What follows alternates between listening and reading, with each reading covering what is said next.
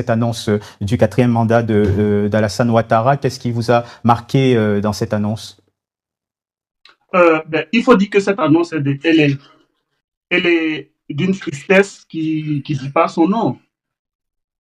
Alors, qu'est-ce que nous avons vu hier?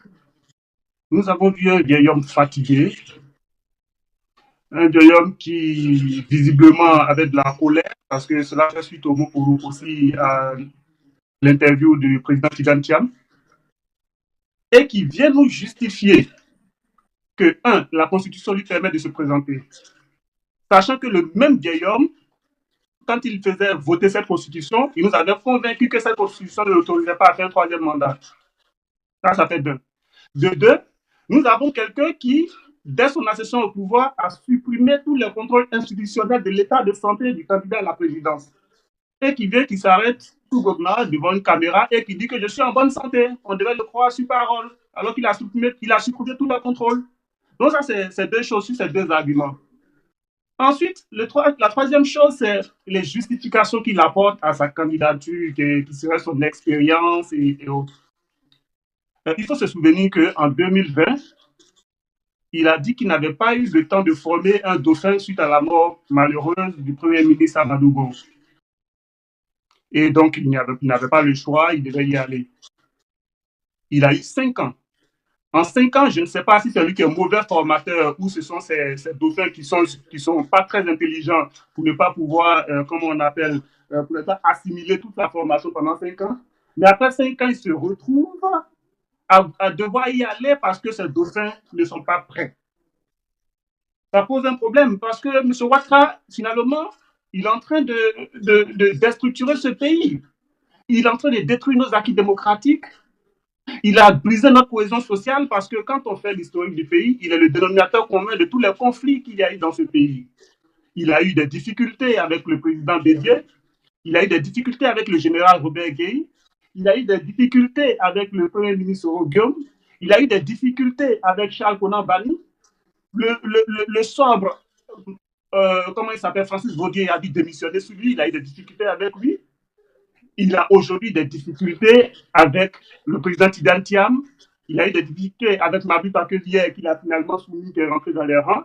Mais ce monsieur, franchement, il pose un problème à la cohésion sociale et il met l'héritage de tout ce pays qui a été construit dès son accession à l'indépendance, qui a eu un management sérieux qui l'a conduit à ce niveau. Il est en train de tout déstructurer par son incapacité à se soumettre déjà au vote démocratique et à refuser l'alternance à tous les prix. Donc, pour ne pas occuper l'espace longtemps, je pense que cette interview, elle est d'une tristesse et je ne comprends pas, je n'arrive pas à voir comment des gens arrivent encore à soutenir ce genre de comportement sur notre continent.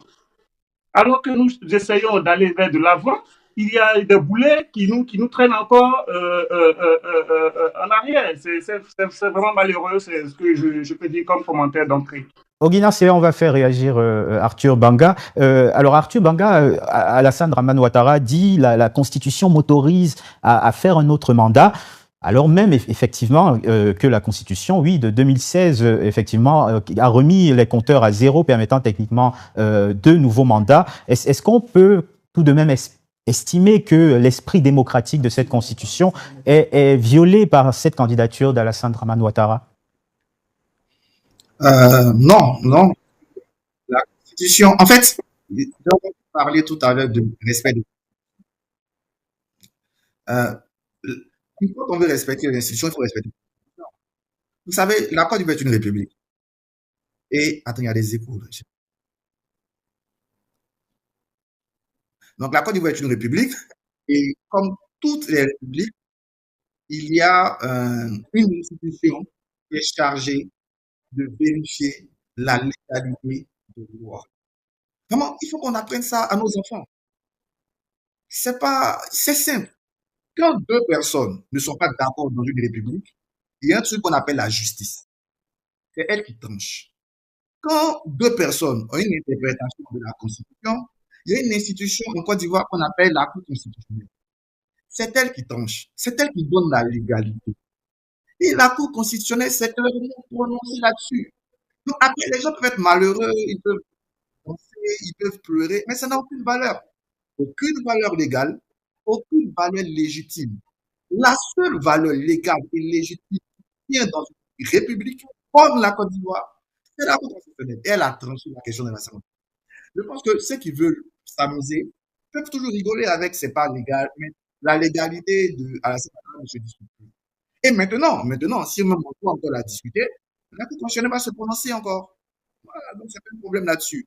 Il a tout à fait le droit, parce que constitutionnellement, l'instance, je répète, l'instance chargée d'accorder la légalité de l'ordonnée. Bien entendu, un militant du PDC, mon cher ami Ogunard, me parlait du vieil homme quand il parlait de la Ouattara. C'est son appréciation. Mais je rappelle Ogunard qu'en 2000, il s'apprêtait à faire campagne pour 2006. Donc, pour Henri Konan Bédié, qui avait 4 et n'eût été le décès d'Henri Konan Bédié, au congrès du PDCI RDA, prévu pour octobre 2023, pardon, il aurait élu, puisque c'était déjà acquis, un président de 89 ans. Donc, ce manque de cohérence tue un peu l'honnêteté. Ça montre la mentalité intellectuelle des gens. Tu ne peux pas venir faire campagne pour quelqu'un qui a 86 ans, souhaiter que le président du plus grand parti d'opposition, donc candidat naturel de ce parti, ait 89 ans et être choqué parce que quelqu'un est candidat à 83 ans. Ouais, c'est ça qui est délicat dans notre pays. Donc, pour résumer, il n'y a pas de problème légal. Il n'y a pas de problème. Il faut faire confiance aux gens. Quand il dit qu'il est en bonne santé, il est en bonne santé. Et d'ailleurs, ce n'est pas Ouattara qui est surpris. Les Ivoiriens se sont exprimés. Ils ont voté une constitution. Donc, c'est le choix des Ivoiriens qui est d'annuler ces contraintes liées à la santé, ces contraintes liées à la limitation de l'âge de la constitution. D'ailleurs, c'est parce que ces contraintes sont élevées que Laurent Gbagbo peut espérer être candidat, que Tidjane Thiam peut espérer être candidat, et que Henri Konan Bédié a même été candidat en 2020. Voilà, c'était le choix des Ivoiriens. Alors, j'aimerais qu'on se tourne vers la représentante du RHDP sur ce plateau, Djeneba Touré-Kolosensky. Est-ce que moralement et politiquement, il n'y a pas quand même une forme de décalage entre ce droit constitutionnel acquis par Alassane Ouattara et la parole donnée par lui en tant que président de la République en 2020 lorsqu'il disait ne pas se représenter, ne pas vouloir se représenter, parole qu'il n'a pas respectée déjà la dernière fois? Alors, merci beaucoup. J'aimerais déjà vous dire à quel point nous sommes heureux, nous, en tant que militants du RHDP, de la déclaration du président. Nous l'attendions, nous l'espérions. Il a répondu à notre appel et nous sommes très heureux.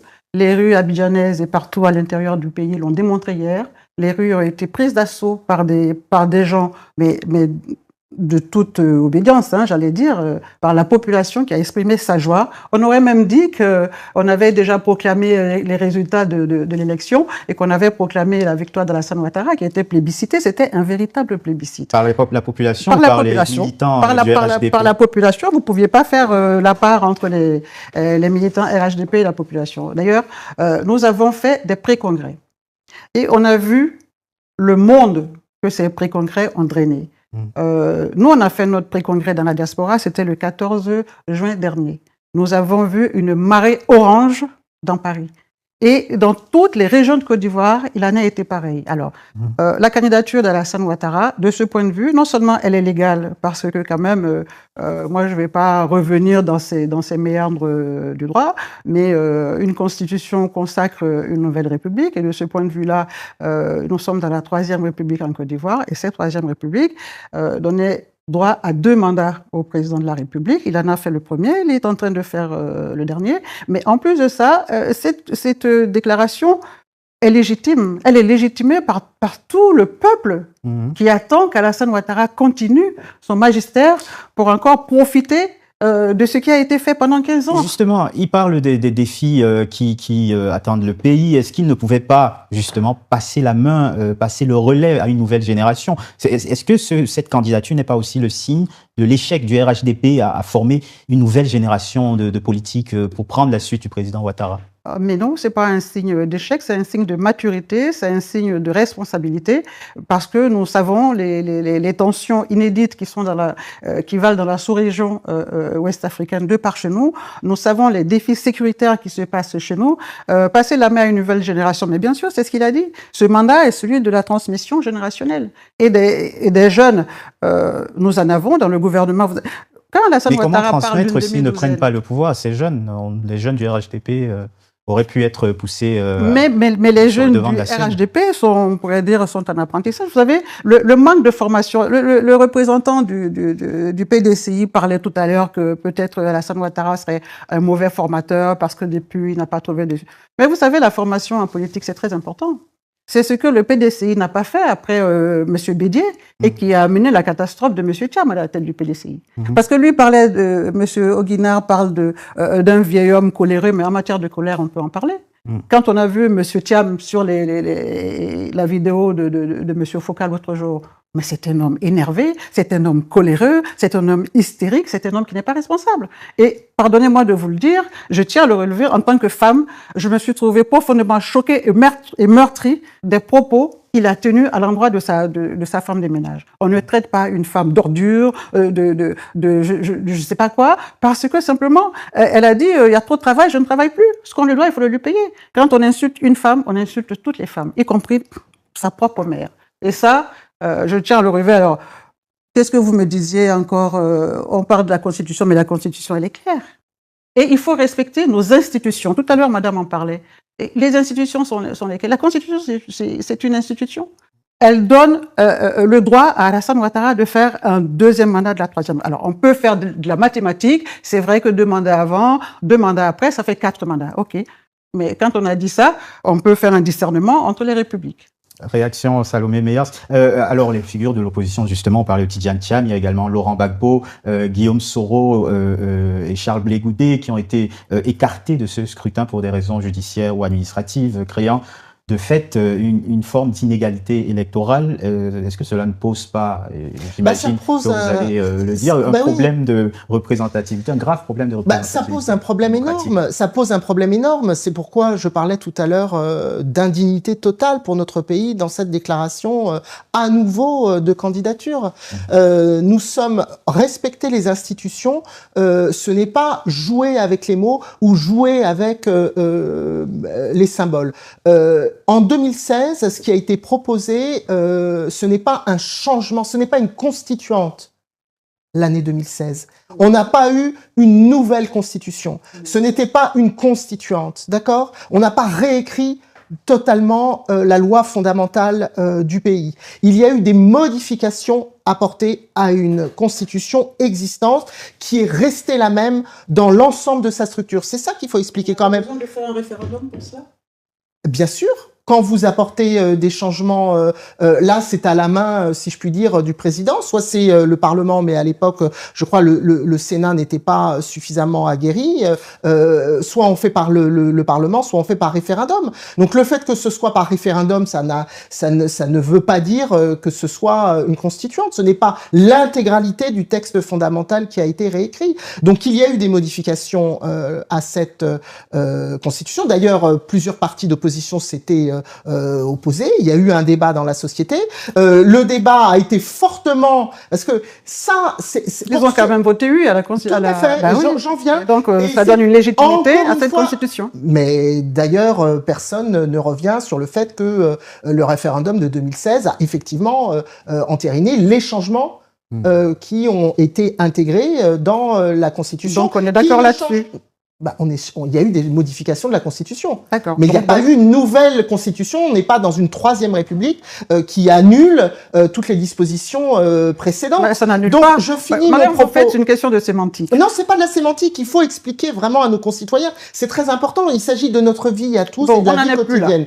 Le fait est que non, la Côte d'Ivoire n'en est plus là. Je finis mon propos. Sur 2016, vous me parliez d'un référendum, vous me parliez d'un vote, tout à fait, qui a été tout à fait orienté de façon malhonnête, une fois de plus. Alors, c'est pas la première fois. D'une façon malhonnête par le président Ouattara, une fois de plus, qui s'était engagé à ne pas faire de troisième mandat, puisqu'à l'époque, on était au troisième mandat, précisément en disant, attention, nous votons, je vous propose un changement de la Constitution, mais ça n'ouvrira pas la possibilité, pour moi, de faire un nouveau mandat. Mais réellement, pour les hommes de droit disent le contraire. Non, là, nous parlons de monsieur Ouattara, président de la République à l'époque, et qui nous explique aujourd'hui, depuis hier, qu'il est à nouveau candidat. Oui. Alors qu'en 2016, déjà, il expliquait qu'il ne pourrait plus se représenter. Donc, je parle de cette malhonnêteté-là. C'est en ça qu'il a trompé une première fois en 2016, au moment du référendum. Aujourd'hui, nous sommes aujourd'hui, il se représente à nouveau. C'est le monde à l'envers. C'est-à-dire, c'est celui non, c'est l'inversion totale des valeurs. Mais non, madame, je ne peux pas vous laisser dire ça. Je ne peux pas vous laisser dire ça. Il ne peut pas se représenter dans cette République. C'est le seul qui se représente. Et non seulement il se représente, mais alors encore mieux, encore plus fort, il interdit à ses opposants et aux principaux partis d'opposition de se présenter. Mais vous pouvez vous indigner, madame, ce n'est pas cela la vérité en Côte d'Ivoire. Ce n'est pas cela la vérité en Côte d'Ivoire. C'est le monde à l'envers. Donc, nous sommes dans... C'est pourquoi je parle d'indignité. Et c'est indigne et c'est injuste pour les Ivoiriens. Mais c'est une injure à l'envoi du président Ouattara qui n'est pas... Terminé. Djeneba Touré, laissez-la terminer, s'il vous plaît. Notre camarade Qu'est-ce qu'il a trahi en Côte d'Ivoire pour être dans l'indignité? Djeneba Touré, laissez-la terminer, s'il vous plaît. Nous dit en effet, que non seulement les candidats d'opposition ne peuvent pas se représenter, donc lui se représente seul. Et pourquoi les candidats de l'opposition ne peuvent pas se représenter? On va en parler, mais il faut respecter la loi pour une fois quand même. Vous parlez de constitution calamiteuse, vous parlez de constitution manipulée. La constitution manipulée, ce n'est pas celle de 2016. C'est celle du et et du ou. Celle-là, elle a été calamiteuse parce qu'elle a été manipulée. On a fait croire aux gens que vous allez voter pour une constitution qui consacre le et le ou, et au dernier moment, quand on a donné les consignes de vote, on a dit non, finalement, c'est pour le et. Celle-là, c'était une constitution manipulée. Mais vous parlez d'une constitution de 2016. Et même nonobstant, toute la Côte d'Ivoire a voté pour cette constitution-là. Aujourd'hui, vous allez traiter M. Ouattara d'indigne parce qu'il est en train de chercher à faire le dernier mandat que la constitution lui permet. Et d'ailleurs, en quoi il serait indigne? L'indignité est du côté de ceux qui ne sont même pas... Je reprends vos mots. Laissez-la terminer, s'il vous plaît, et on va passer à... Le dernier mandat qu'il est en train d'effectuer. Je reprends vos mots. Parce que là, je veux dire, là, on est vraiment, c'est plus du subliminal. À moins qu'il y ait une nouvelle république, c'est le dernier mandat de la Troisième République. Non, pas encore, il est candidat pour l'instant. Il n'est pas en train de... Et rassurez-moi. Salomé, mais quand vous voyez l'effervescence populaire dans les rues, vous pouvez imaginer que le président sera plébiscité. Alors, on va se tourner. Mesdames, on fait une élection, mais vous savez, on peut lire dans les signes. Salomé Djeneba Touré. On lit dans les signes. Vous lisez dans les signes. Mais les gens qui sont dans les rues, ce sont ceux qui votent. Mesdames, ce sont ceux qui votent. Les Ivoiriens qui votent ne vont pas venir de Mars. Alors, mesdames, on va retourner en visio avec Arthur, avec Ogina Sea. Ogina Sea, est-ce que vous m'entendez? Vous voulez réagir? Ogina Sea, allez-y, Ogina. Ogina Sea, allez-y. Ogina Sea pour le PDC, allez-y. Je ne sais pas quelle est la question, mais ce que j'essaie de dire, c'est que, je ne sais pas, avec les représentants du RHDP, il faut qu'ils fassent un effort quand même de tenir sur le Monsieur Ogina, pardonnez, vous avez fini avec Laissez-le parler, s'il vous plaît. Est-ce que vous pouvez le laisser parler, s'il vous plaît? Mais il ne s'est pas exprimé, laissez-le parler. Oh, mais attends, mais pourquoi il m'attaque? Faire un effort de quoi? Lui, il fait quel effort? Vous traitez un homme de vieillissant, de coléreux? Il faut qu'on soit audible, s'il vous plaît. Le président Ouattara, hier, a menti aux Ivoiriens. En matière de mensonge, votre candidat est un leader. S'il vous plaît. On ne peut pas le laisser dire n'importe quoi. Il faut qu'il s'exprime. Il a dit, ne vous inquiétez pas, cette nouvelle constitution ne me permettra pas de faire un troisième mandat. Mais et alors? Et le même Dieu s'assoit hier, il dit la constitution me permettant. Non, mais c'est malheureux ce qui s'est passé hier, c'est le summum de l'indignité et c'est une remise en cause de nos acquis démocratiques. Et le peuple ivoirien doit se lever et se dresser contre ce coup d'État qu'il essaie de faire encore. Après celui qui a entraîné des morts en 2020, il veut encore récidiver. Cette fois-ci, il faut lui barrer le chemin. On va se tourner vers Arthur Banga. Arthur Banga, que répondez-vous même à ceux qui parlent d'une élection verrouillée d'avance? Bon, deux choses. Déjà, ramener ici quelques...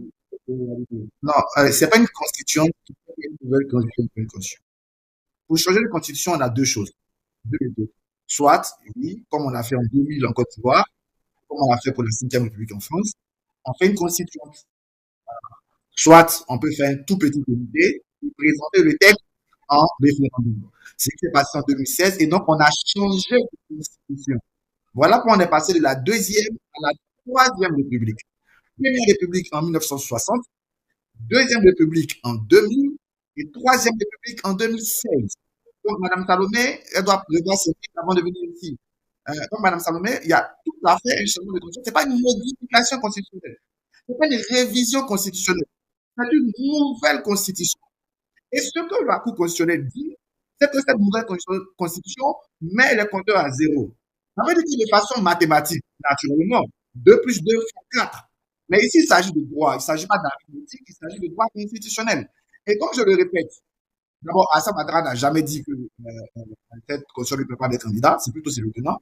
Mais Alassane Ouattara peut même le dire, il n'y a pas de problème. On peut l'aborder sur la question morale, il n'y a pas de souci. Mais sur la question légale, Alassane Ouattara ne tient pas la légalité constitutionnelle en Côte d'Ivoire. Pour faire simple, ça veut dire quoi? Ça veut dire que si Alassane Ouattara dit je n'ai pas le droit d'être candidat, que le Conseil constitutionnel dit Alassane Ouattara a le droit d'être candidat, c'est le Conseil constitutionnel qui dit, c'est lui qui a la vérité, c'est pas Ouattara. Donc ce que Ouattara dit n'est pas légal d'être le constitutionnel. C'est ce que le Conseil constitutionnel dit qui est légal. Et le Conseil constitutionnel a fini la légalité. Voilà. Maintenant, on me parle d'élections fermées. Je vais m'appesantir sur les deux principaux leaders, M. Thiam et le président Laurent Gbagbo. Prenons le premier cas. Écoutez, dès qu'il y a des lois, n'importe qui peut lire le code de nationalité du Côte d'Ivoire. N'importe qui peut lire l'article 48 du code de nationalité du Côte d'Ivoire et en tirer ses leçons. Mais l'article 48, il est clair. L'Ivoirien qui s'est naturalisé majeur perd sa nationalité ivoirienne. Et M. Thiam s'est naturalisé en 87. Donc de 87 jusqu'à avant-hier, il n'est pas plus ivoirien. Donc il n'a pas de droit politique ivoirien. Il a des droits français. Merci Arthur Banga. Quand on lui rappelle ça, je ne vois pas encore en fait quelque chose. Alors on va continuer de parler de Tian Tian. On a la loi en Côte d'Ivoire. Justement. On a éliminé personne. Merci, merci. On aura une question pour M. Banga.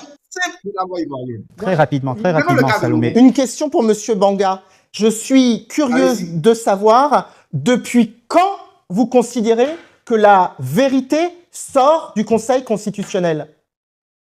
Non, c'est en français que je parle. À quelle période? Quelle constitution? Depuis toujours. Donc, nous partons. Non, mais parce que là, nous sommes dans des débats qui sont ubuesques. D'accord? Nous sommes dans cette situation en Côte d'Ivoire, dans ce pays, précisément parce que nous avons un monsieur qui n'a jamais respecté les décisions du Conseil constitutionnel. Jamais. Et c'est d'ailleurs comme ça qu'il a commencé son mandat. En 2010, fin 2010, il y a une décision du Conseil constitutionnel ivoirien qui donnait la victoire à monsieur Laurent Gbagbo. Ça, c'était une décision de souveraineté, une décision du Conseil constitutionnel qui n'a pas été respectée, qui a été piétinée par la France en premier, qui a été piétinée par monsieur le président Sarkozy à l'époque, qui est maintenant condamné multirécidiviste et qui est encore en délicatesse avec la justice française. Donc c'est dans ces conditions que monsieur Ouattara a commencé sa suite de mandats. Nous en sommes maintenant à une tentative de faire un 4e mandat. C'est dans cette discussion que nous sommes. Rapidement, très rapidement, quelques secondes, Arthur Banga. D'abord, à Mme Salomé, je n'ai pas parlé de vérité, parce que la vérité, elle est subjective. J'ai parlé de légalité. Non, vous avez parlé de vérité. Vous avez parlé de vérité. Ah bah écoutez... Monsieur le modérateur, demandez-lui de me laisser parler. Allez-y, rapidement, Arthur Banga, allez-y. Donc, il ne s'agit pas de vérité, il s'agit de légalité donnée par le Conseil constitutionnel. Maintenant, en 2010, on est fatigué de vivre.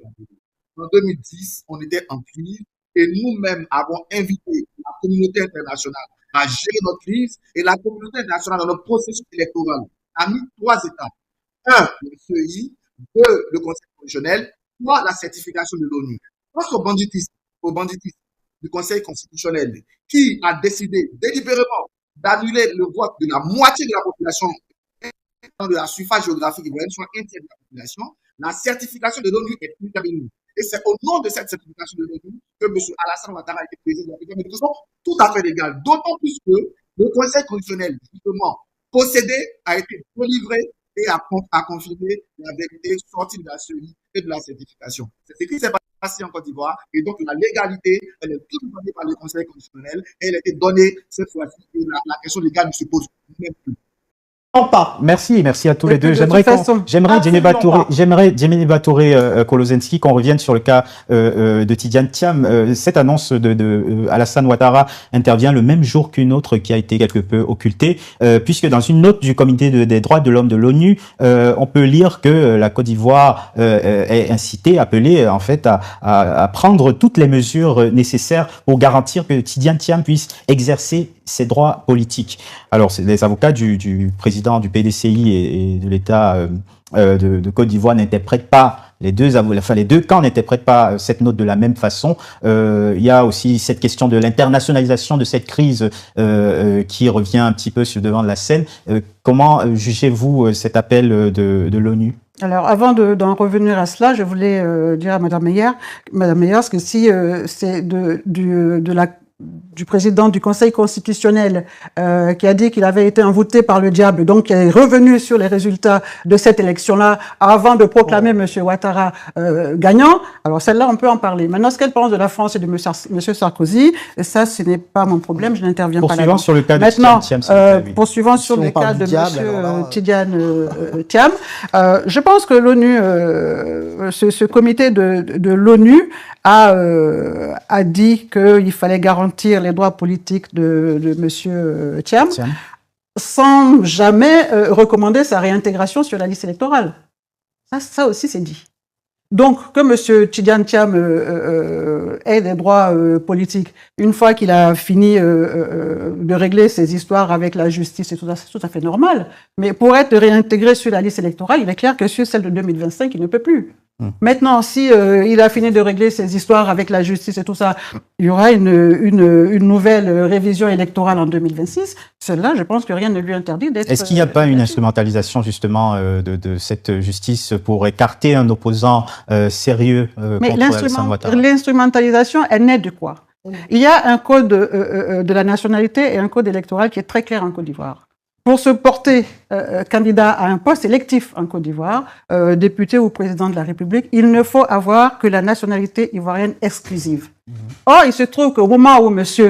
Tidiane Thiam exprime le désir de le faire, il s'inscrit pour le faire, il a la double nationalité. Ça, c'est pas possible. Alors, encore une fois, merci M. Banga, parce que c'est à M. Banga qu'on le doit, qui a porté le paix sur les antennes, pour que M. Tidiane Thiam soit obligé d'aller renoncer à sa nationalité française. Mais quand il fait ça et qu'il revient, la liste électorale, elle est close pour 2025.